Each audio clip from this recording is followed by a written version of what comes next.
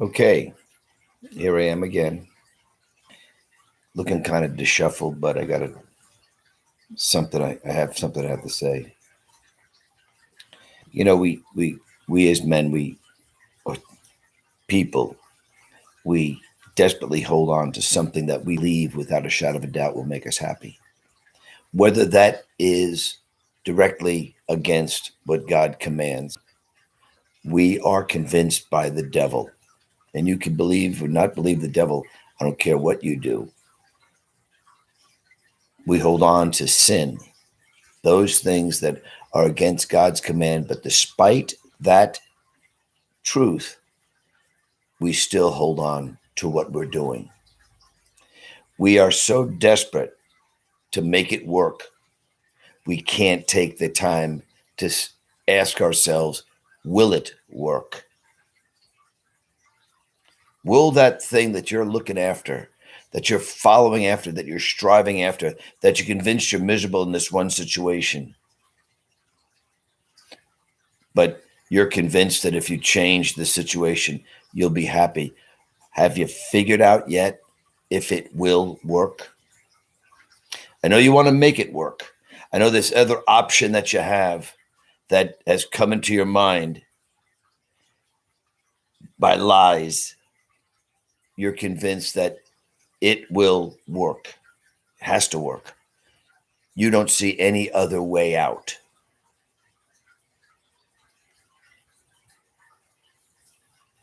Well, there is, of course, a way out, and God gives us a way out, but it's not by sinning against Him. How do you think emotionally changing your situation that is not life and death, is not that your spouse uh, committed adultery on you or cheated on you? There's not exceeding amount of abuse, but that what you're doing will give you the joy and the peace that you're searching for, especially if God didn't command you to do it. Interesting. If God didn't command you to do it, then how do you think you're going to make it work? Have you taken the time to feel inside that it will work? That it's going to work? And that everything in your being will bring you that joy and peace, despite the fact that others have tried? You know, I did a physical study when I was 17, when my father left my mother, that 99% of the people who commit adultery have parents that commit adultery. 99% of the people that leave their spouses have parents who left their family. And the hurt and the pain and the unforgiveness causes that person to do the same thing. And if you watched your parent of a divorced person, they weren't any more happier than they were if they would have stayed with their wife.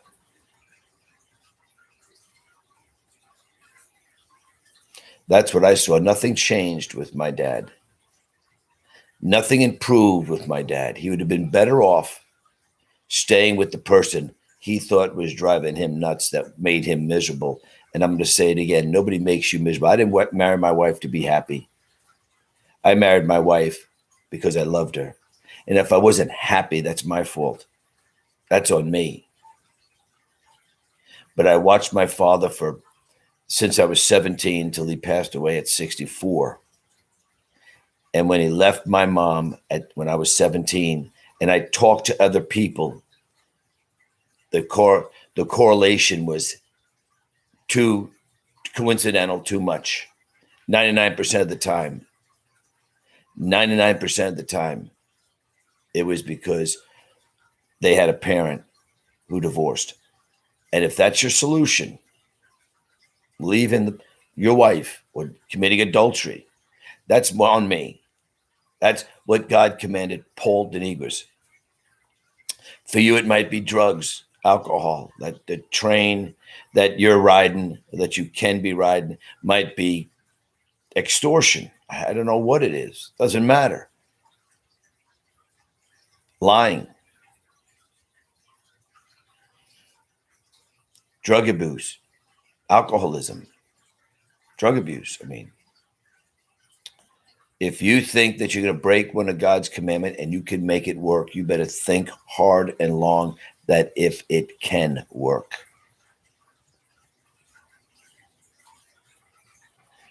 Stay the course. Do what God tells you to do.